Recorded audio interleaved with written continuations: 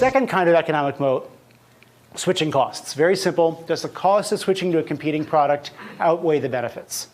What you want to do is look for companies that integrate with the customer's business. So the upfront costs of implementation get huge payback from renewals. Think about an Oracle database, for example.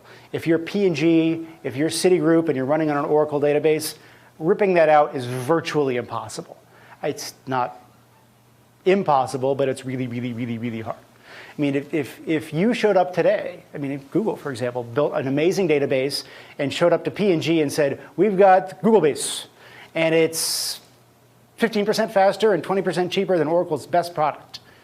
P&G would say, yes, and I will have to spend hundreds of millions of dollars and however many man hours ripping out what I have now, and my business will probably blow up when I do that. So the switching costs are very high. And so Oracle can raise price 2 to 3% every year.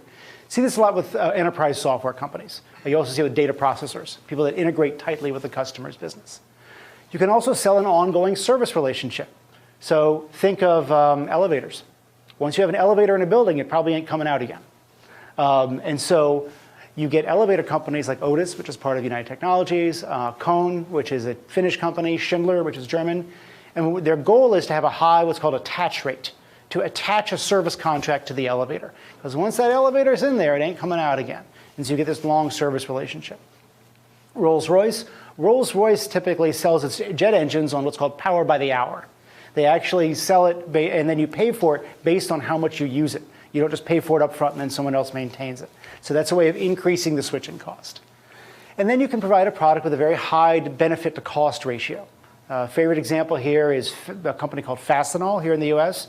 You know, if you have one bolt on your assembly line that goes down, and then you have a whole bunch of unionized guys standing around basically getting paid for not doing anything, you will pay a lot of money to get that bolt back on the line really quickly. And so that product doesn't have a very high economic cost in terms of how much you spend for the bolt, but it has a huge benefit to your organization. Fuchs Petrolube, or Lubrizol, which Berkshire bought a while back, same thing, lubricants.